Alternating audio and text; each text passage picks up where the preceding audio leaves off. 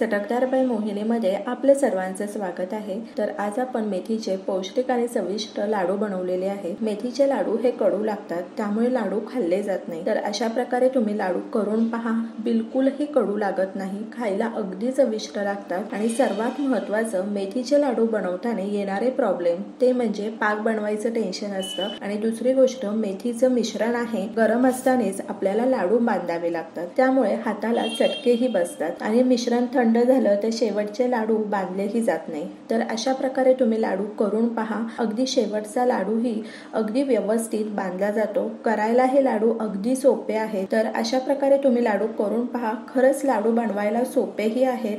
कुणीही नवीन शिकणारेही हे लाडू इझिली बनवू शकतात। हिवाळ्यामध्ये तर हे लाडू व्हायलाच पाहिजे। तर अशाच नवनवीन चटकदार रेसिपी, गोडाच्या रेसिपी, पारंपरिक रेसिपी पाहण्यासाठी चटकदार बाय मोहिनीला सबस्क्राईब करायचं आहे आणि बेल आयकॉनवर क्लिक करायचं आहे, म्हणजे नवनवीन व्हिडिओज हे तुमच्यापर्यंत पोहोचू शकतील।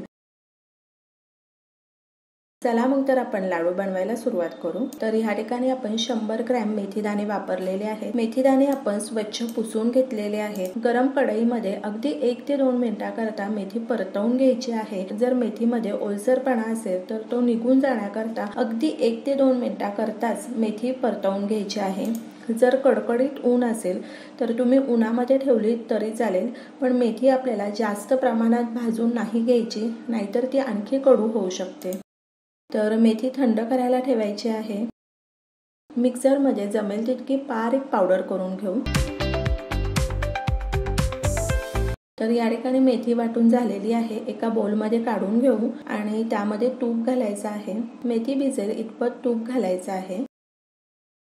हे मिश्रण आपण झाकून ठेवूयात 4 ते 5 तासाकरता। वेळ असेल तर 10 ते 12 तासाकरता तुम्ही झाकून ठेवू शकता। तर या ठिकाणी 5 तास झालेले आहेत। आपण लाडू बनवायला सुरुवात करू। तर कढई गरम झालेली आहे। या ठिकाणी 150 ग्रॅम खोबरं घेतलेलं आहे। खोबरं आपण किसून घ्यायचं आहे आणि खोबरं आपण मध्यम गॅसवर छान परतवून घेऊ। खोबरं आपण मध्यम गॅसवर छान त्याला गुलाबी कलर येईपर्यंत परतवून घ्यायचं आहे। कोणतेही जिन्नस आपण करपवायचे नाहीये।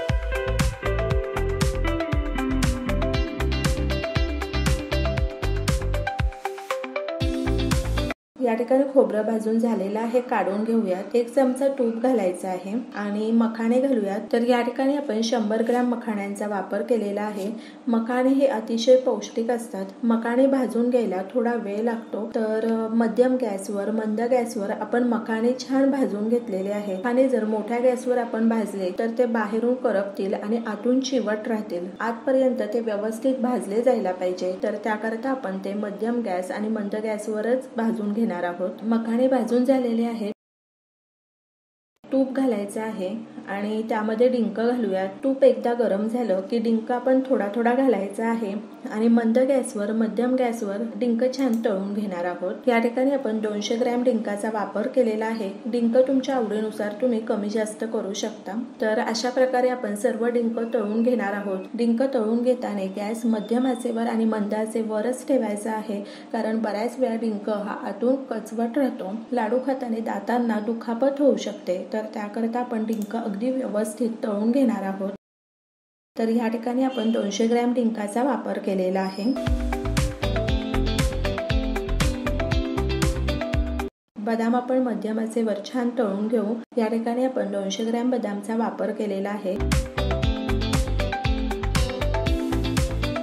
अक्रोडही मध्यम आचेवर छान तळून घेऊ। या ठिकाणी आपण 150 ग्रॅम अक्रोडचा वापर केलेला आहे। ड्रायफ्रुट्स तुमच्या आवडीनुसार तुम्ही कोणतेही घेतले तरी चालेल, काहीच हरकत नाही। आपण लाडूमध्ये जवसचा वापरही करणार आहे, तर 100 ग्रॅम जवस आपण या ठिकाणी वापरलेले आहेत।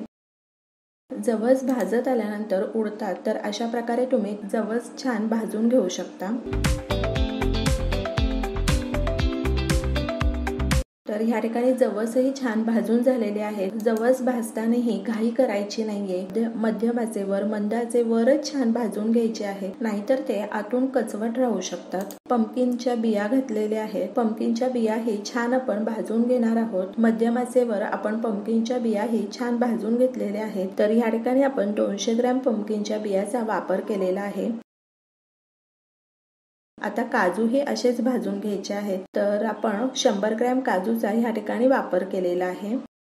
सगळे ड्रायफ्रुट्स भाजून किंवा तळून घेताना मध्यम आचेवर आणि मंद आचेवर छान भाजून घ्यायचे आहेत, त्यामुळे ते आतपर्यंत छान भाजले जातात।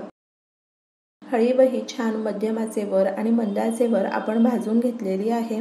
तर ह्या ठिकाणी आपण 100 ग्रॅम हळीवचा वापर केलेला आहे। हळीव काढून घेऊयात। सर्व जिन्नस हे छान थंड झालेले आहेत। आता मिक्सरमध्ये जाडसर फिरवून घ्यायचे आहेत। तर सर्वप्रथम आपण मखाने फिरवून घेऊ। सुरुवातीला आपल्याला अगदी पावडर नाही बनवायची, सर्व जिन्नस हे जाडसरच वाटून घ्यायचे आहेत। तर मखाने वाटून झालेले आहेत।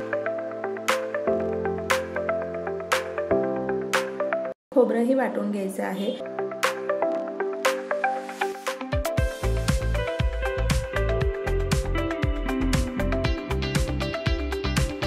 बदामही वाटून घेऊयात।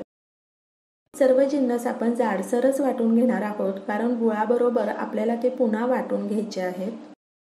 काजू वाटून घेऊयात। अक्रोड वाटून घ्यायचे आहेत। अक्रोडही आपण वाटून घेतलेले आहेत। आता पंपकिनच्या बियाही अशाच वाटून घ्यायच्या आहेत।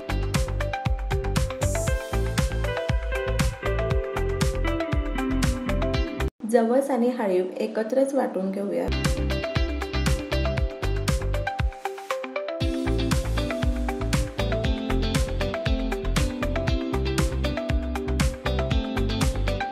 तर ह्या ठिकाणी जवस आणि हळीवही वाटून झालेले आहे।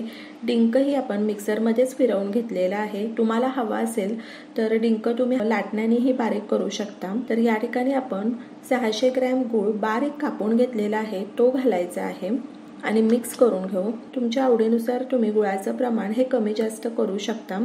तर साजूक तूप घालायचं आहे, त्यामध्ये 2 चमचे खसखस घालायची आहे।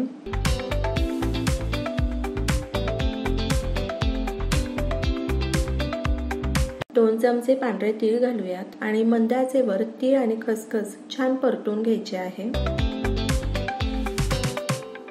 गॅस बंद करायचा आहे। तर आपण या मिश्रणामध्ये 2 चमचे जायफळ पावडर घातलेली आहे आणि 1 चमचा सुंठ पावडर घातलेली आहे, ती दाखवायची राहून गेली। गूळ घालून आपण हे मिश्रण एकत्र केलेलं आहे, पण ते पुन्हा मिक्सरमध्ये एकसारखं करून घेऊ, की जेणेकरून सर्व मिश्रणाला गूळ अगदी व्यवस्थित एकसारखा लागला जाईल।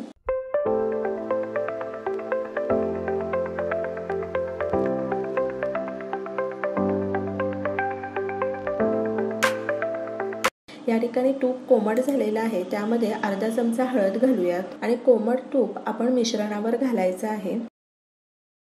पिस्त्याचे काप घालूयात आणि भिजवलेली मेथी घालायची आहे आणि हे मिश्रण अगदी छान एकजीव करून घ्यायचं आहे।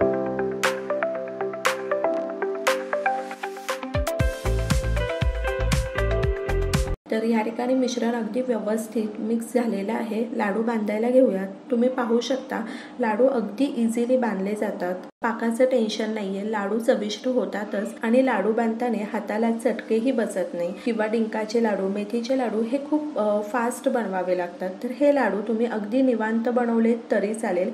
शेवटपर्यंत मिश्रण असंच राहतं, बिलकुलही कोरडं होत नाही। तर त्याकरता तुम्ही अशा प्रकारे लाडू बनवून पहा, लाडू खूप सुंदर लागतात। तर जवळपास आपले 2 किलोचे लाडू झालेले आहेत। या ठिकाणी आपले मध्यम आकाराचे 57 लाडू झालेले आहेत।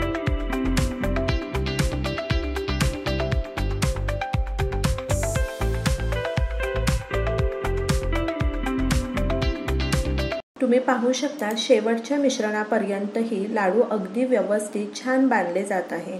तर आपल्याला इतके लाडू बनवण्याकरता 400 ग्रॅम तुपाचा आपण वापर केलेला आहे। तर लाडू तुम्ही अशा प्रकारे करून पहा, लाडू खूप सुंदर लागतात। 1 ते 2 महिने लाडू छान टिकतात आणि करायलाही अगदी सोपे आहे। हाताला बिलकुल चटकेही बसत नाही आणि खायलाही ते तितकेच चविष्ट लागतात।